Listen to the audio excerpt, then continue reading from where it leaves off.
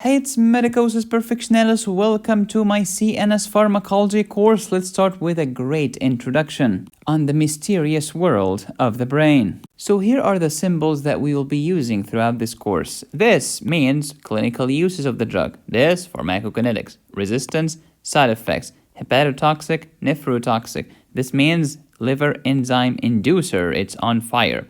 But this means liver enzyme inhibitors such as P450 inhibitors.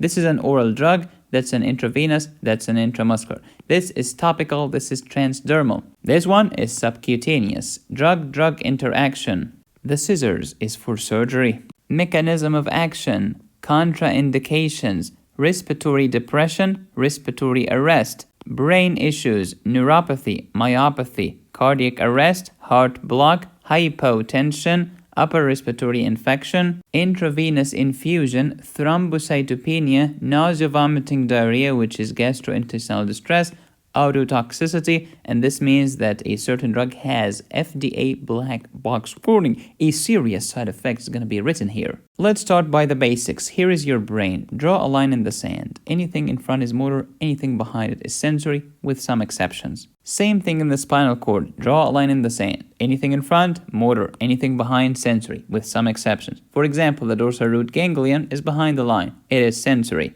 Autonomic fibers and somatic fibers go from here, and they are anterior to the line. They have motor functions. Afferent is sensory, efferent is motor. Look at this, for example. Primary motor cortex is here. If you want to move your arm, this is in front of the line. But if you want to feel something that touched your fingers, this is the primary sensory cortex behind the line. You move your eyes by the frontal eye field. You're able to see and visualize by the primary visual cortex. One is in front, one is in the back. I am talking to you. Talking is a motor function. Broca's area is here. But you understanding the lecture, understanding is a sensory function, so to speak, so it is behind the line. The limbic system is for emotions and behaviors. Hypothalamus has all of the stats or regulations. Thermostat for temperature, glucostat for glucose, apistat for appetite. The midbrain, anything related to the eye and the eye reflexes. The medulla, four very important centers. Cardiovascular center, respiratory center, swallowing and vomiting. Heart, lungs, get it in, swallowing, get it out, vomiting. Spinal cord, micturition, defecation, and erection. During resting membrane potential, potassium is going out. We call this polarization or resting state. That's an inactivation. During activation or depolarization, sodium comes in. When sodium comes in, that's an activation. We call it depolarization. When chloride comes in, this is hyperpolarization or inactivation. Think of it this way. When a positive comes in, it is activation. When a negative comes in, it's inactivation. Let me say it again. When positive comes in, activation. How about when positive leaves? Inactivation. Let's start with the basics of these diseases. Alzheimer's, where's the problem? Degeneration of the nucleus basalis of Maynard. This is responsible for secreting acetylcholine. Now, it's damaged. No acetylcholine. Parkinson's, degeneration of the substantia nigra pars compacta, part of the basal ganglia. It's also part of the midbrain, leading to decreased dopamine. As a result, you will have increased acetylcholine, maybe decreased serotonin. Schizophrenia, dopamine is firing at the mesocortical limbic, specifically the ventral tegmental area, which is part of the midbrain. Huntington's, I have degeneration of the GABA neurons. I have decreased GABA, decreased acetylcholine, but I have chorea. I'm moving a lot. Why are you moving a lot? Increased dopamine. It's also due to decreased GABA. GABA is inhibitory. When there is low inhibition, there is excitation and there is chorea-like movement. Depression, there is low norepinephrine, low serotonin, low dopamine. Everything is low, that's why I'm sad. Decreased norepinephrine at the locus ceruleus, part of the pons. Decreased serotonin, this is the raphe nucleus, part of the medulla. And decreased dopamine is the ventral tegmental area, which is part of the midbrain. Dopamine neural pathways. I have a video on this on YouTube. Please watch it. Dopamine has different functions in different locations in the brain. Nigrostriatal pathway, for example. Dopamine here is for movement. If you have too much dopamine, you will move a lot. Chorea, athetosis, tics, these are hyper movement disorders. But low dopamine in the nigrostriatal pathway, you get Parkinson's symptom. Everything is slow. Extrapyramidal side effects, these are side effects of antipsychotics. I have problems moving my muscles. Change the location of dopamine, I'll change the function for you. Okay, dopamine at the mesocortical limbic. This is not just one pathway, this is two pathway. Meso means midbrain. So from the ventral tegmental area of the midbrain to the cortex, this is mesocortical. But from the midbrain to the nucleus accumbens, this is mesolimbic because this is part of the limbic system. Limbic system, yep, emotions, mood, and reward. Too much dopamine at the mesocortical limbic, you get too much emotions, heightened emotions, psychosis, euphoria, hallucinations, schizophrenia, etc. Too little dopamine, anhedonia. What's the purpose of life anyway? What are antipsychotics? These are drugs to treat psychosis. No kidding. How do they work? They try to decrease dopamine. When I decrease dopamine, I will cure your psychosis. But as a result, unfortunately, I might lead to anhedonia.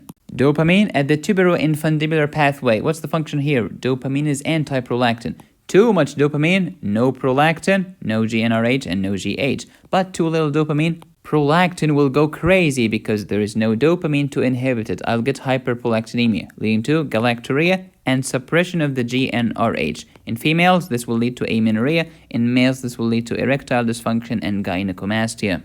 And this is the best table ever. This is dopamine. These are the different pathways. Too much dopamine, this is what you get. Too little dopamine, this is what you get. Let's talk about dopamine agonists. What are their functions? They are trying to increase dopamine. Therefore, they can lead to chorea, tics, acidosis, etc. But they inhibit prolactin. Can I use them to treat hyperprolactinemia? You bet. Let's talk about dopamine antagonists. What are they trying to achieve? They are trying to decrease dopamine. Okay. Can I use them to treat psychosis? Sure, but be careful, they can lead to anhedonia, hyperprolactinemia, and extrapyramidal symptoms or Parkinson-like symptoms because there is just not enough dopamine. Everything has pros and cons. Parkinson's disease is a triad of resting tremors, rigidity, and bradykinesia. Everything is slow, usually to decrease dopamine in the substantia nigra. Alzheimer's dementia is a triad of neuronal loss, senile plaques, and neurofibrillary tangles. Your mood. Let's talk about your mood. Your mood should be around the baseline. If you're depressed like this, dysthymia. Too much depression is called major depressive disorder. On the other way, if you are grandiose and just crazy, hypomania, even more grandiose, and you think that you are ruling the world, this is mania. Major depression is when you sink so deep into the abyss. Dysthymia, what is going on? You are sad but not to the point of being major depressive. How about bipolar? We have two types, bipolar 1 and bipolar 2. In bipolar 1, you swing between mania and major depression. Wow, that's too much swinging. How about bipolar 2? Between hypomania and major depression. How do you treat bipolar? Give me a mood stabilizer to stabilize my mood. What do you call the mood stabilizer? It's like lithium, for example. But be careful, lithium has a narrow therapeutic window, which means it can be toxic. The difference between the effective dose and the toxic dose is minimal. What is cyclothymia? It is cyclic like this, but it's not as much as bipolar 2. It's like between hypomania and dysthymia. Some textbook will say that it's not even reaching hypomania. Some autonomic pharmacology. Let's talk about these fibers. So this is the upper motor neuron, and this is the lower motor neuron. And then what? We have cholinergic fibers here. They secrete acetylcholine to make your skeletal muscles move. What is the receptor here on the skeletal muscle? Nicotinic sub-M. M for muscle. How about if I have cholinergic fiber? It's called cholinergic, therefore it secretes acetylcholine. Example is the preganglionic autonomic fibers. Okay, what is the receptor on the ganglion? It's called nicotinic sub-N. N for a neuron, because this is another neuron. Okay, let's say that this is a parasympathetic fiber. What does it secrete? Acetylcholine. What are the receptors waiting for it? M1 and M2. You found these in cardiac muscles and smooth muscles, but not skeletal muscles. How about preganglionic sympathetic? They still secrete acetylcholine, therefore they are cholinergic. Receptor N sub N on the ganglion, then postganglionic sympathetic secretes norepinephrine on alpha and beta receptors. Let's talk about the adrenal medulla. The adrenal medulla is a modified ganglion, and then you have cholinergic before it, secreting acetylcholine because it's cholinergic, and the receptor on any ganglion is N sub N. And the adrenal medulla will secrete epinephrine and norepinephrine. There is no postganglionic nerve fibers here. The adrenal medulla will just secrete epinephrine and norepinephrine into the bloodstream. Some fibers are cholinergic, they secrete acetylcholine. Others are adrenergic, they secrete noradrenaline or norepinephrine. Let's talk about acetylcholine. It has three options. It can work on N sub N, you find this in ganglia, or N sub M, you find this at the neuromuscular junction on skeletal muscles, or it can bind to muscarinic receptors, you find this on smooth muscles and cardiac muscle. After the acetylcholine performs its job, let's destroy it using an enzyme called acetylcholinesterase. How about here, adrenergic? They secrete norepinephrine, and a pathway goes like this. Phenylalanine tyrosine, dopamine, norepinephrine, and stop. But in the adrenal medulla, we have phenylalanine tyrosine, dopamine, norepinephrine, epinephrine. But the nerve ending cannot make epinephrine because it lacks the necessary enzyme. Don't forget from dopa to dopamine by the dopa decarboxylase. This will be of special importance when we talk about Parkinson's disease. Because as you know, Parkinson's has too little dopamine. That's why everything is slow. Okay, norepinephrine has been secreted. How do you secrete norepinephrine? You have to rupture the vesicle. How do you rupture the vesicle? You need calcium. So this is called calcium channels. How does calcium come in? Sodium has to come in first. So sodium has to come in, cause depolarization of the cell and activation. When this neuron gets active, it opens the calcium channels. Calcium comes in and then releases the norepinephrine from the vesicle. Norepinephrine is here in the synaptic cleft, not to be confused with my intergluteal cleft. Norepinephrine will act on alpha-1 or beta-1 or beta-2. Where is alpha-2? Alpha-2 is here, and alpha-2 is anti-sympathetic. When you stimulate alpha-2, this will inhibit sympathetic release of norepinephrine. The difference between acetylcholine and norepinephrine is huge. How do you make acetylcholine? From acetyl-CoA and choline. No kidding. What's the enzyme? Choline acetyltransferase, not to be confused with acetylcholinesterase. These are not the same. This one makes acetylcholine. This one breaks acetylcholine. How do you make norepinephrine? Same story, same song. Phenylalanine tyrosine, dopamine, norepinephrine. If you are in the nerve terminus, stop. If you are in the medulla, continue to epinephrine. To release acetylcholine norepinephrine, you need action potential. You need sodium to come in, calcium to come in, exocytosis, and rupture of the vesicle. How do you remove acetylcholine? By the acetylcholinesterase. You have to destroy it. We have two types of this enzyme. True acetylcholinesterase, you found in the axon terminus, and pseudo, found in the plasma and the hepatocyte. How do you get rid of norepinephrine? First, you try to actively reuptake it back to the neuron, from the synapse to the neuron. This is called recycling or reuptake. Some of it will try to diffuse to the bloodstream, making you alert, and we will destroy the rest by MAO and COMT enzyme, monoamine oxidase and catecholamine O methyltransferase. The action of acetylcholine is very local. Why not general? Because once it leaves the synapse and leaks into the blood, the pseudocholinesterase is gonna destroy it. But norepinephrine is generalized. There is no such thing as an enzyme going around and destroying every single drop of norepinephrine. If you do not believe me, if I get a blood sample from you right now, this blood sample will contain some norepinephrine. It will never contain any acetylcholine. Just trace. What happened to my acetylcholine? All of it has been destroyed by the acetylcholinesterase. Why do you do this? Because if I leave acetylcholine in your blood, it will lead to dumbbells, diarrhea, urination, meiosis, bronchospasm, bradycardia, emesis, lacrimation, sweating, salivation. To learn more about autonomic nervous system physiology, I have a playlist on my YouTube channel and you can watch it for free. My channel is Medicosis Perfectionalis. What if I want to increase the release of norepinephrine? You can give me a releaser such as amphetamine. Is there any other methods to increase norepinephrine here in the synapse? Yeah, prevent its reuptake. Give me a reuptake inhibitor such as tricyclic antidepressants or cocaine. Is there another method? Yeah, you can inhibit the COMT enzyme, a COMT inhibitor, or inhibit the MAO enzyme called MAO inhibitor. Now let's talk about cholinergic. Let's say I want to increase the amount of acetylcholine available at the synapse. Sure, inhibit the enzyme that destroys the acetylcholine. Oh, you mean give me an acetylcholinesterase inhibitor? That's true. We have reversible and we have irreversible. These are useful drugs. These are harmful toxins, pesticides, and even war gases. So acetylcholinesterase inhibitors are actually muscarinic agonists because they increase the amount of acetylcholine in the synapse. And of these drugs, idrophonium, neostigmine, pyristigmine, we use them for myasthenia gravis, but galantamine, rivastigmine, donepezil-tacrine are used for Alzheimer's dementia.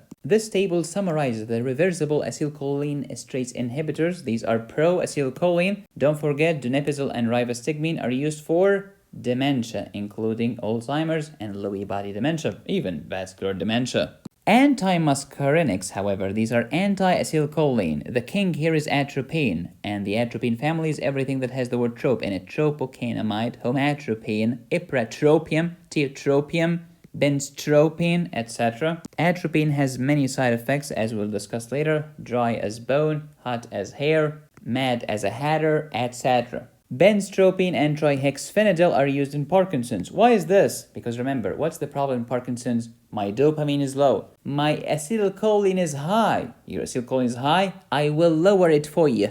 I will block its receptor. I'm anti-muscarinic. Benztropine trihexyphenidyl. We'll talk about the death of Marilyn Monroe in my barbiturates video. Just remember, barbiturates can vasodilate your vessels, leading to circulatory collapse. Barbiturates can also lead to CNS depression, respiratory depression, coma, and even death. Keep in mind that glutamate is excitatory, but GABA and glycine are inhibitory. Any drug that has the word GABA in it is going to inhibit you, is going to make you calm down. Gabapentin, pregabalin, and vigabatrin. These two drugs are GABA analog. They act as if they are a GABA. They inhibit your central nervous system. Vigabatrin has a different mechanism. It inhibits the GABA transaminase, the enzyme that metabolizes GABA. When I inhibit this enzyme, GABA will increase, and GABA is inhibitory. Glutamate is excitatory, but GABA is inhibitory. Oh, hey, medicosis, why is an excitatory neurotransmitter leading to an inhibitory neurotransmitter? Isn't this a self-contradiction? Shut up, doofus. This is a negative feedback, because too much glutamate, you will have seizures. Your brain will be so excited, you will get neuronal excitotoxicity and die. And that's why when glutamate goes too much, vitamin B6 is going to convert it into GABA to inhibit the glutamate. That's the wonderful world of negative feedback mechanisms. Glutamate is excitatory and it has two receptors. First one is called NMDA, glutamate receptor. The other one is called AMPA, glutamate receptors, the NAMDA and the AMPA.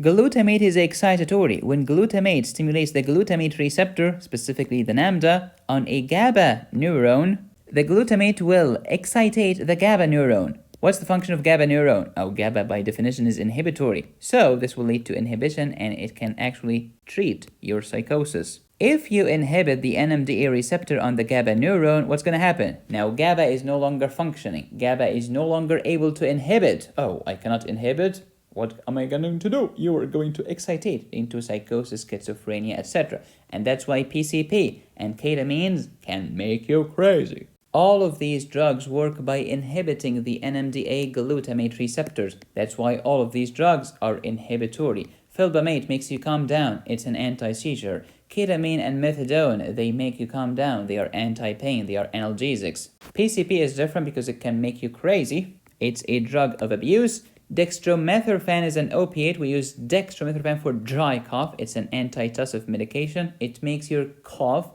calm down because I inhibited glutamate. Memantine is anti-Alzheimer's, and we'll talk about that later. Serotonin is very important in your brain. If you have too little serotonin, you might become depressed. That's why one of the ways we treat depression is selective serotonin reuptake inhibitor. We inhibit the reuptake of serotonin. Serotonin is going to stay in the synapse. When there is serotonin, you will be less depressed. Awesome. Let's talk about some serotonin receptors. If you stimulate 5-HT2A receptor, by the way, 5-HT is the same thing as saying serotonin, because the chemical name of serotonin is 5-hydroxytryptamine. Stimulate this receptor and you'll get anorgasmia. So the A, anorgasmia. Stimulate this serotonin receptor, 2C, and it will lead to weight gain. 2C, my fat rolls. 2C, my CAG. Stimulate my 5-HT3, it will lead to vomiting because it stimulates the medulla, and the medulla has the vomiting center. I will vomit. The mnemonic is 1, 2. Histamine. When we inhibit histamine, we have two types. We can inhibit H1 histamine receptors or H2 histamine receptors, and these are totally different drugs. If you inhibit H1, you are anti-allergy and anti-congestant. These are the decongestant that you get from your pharmacy.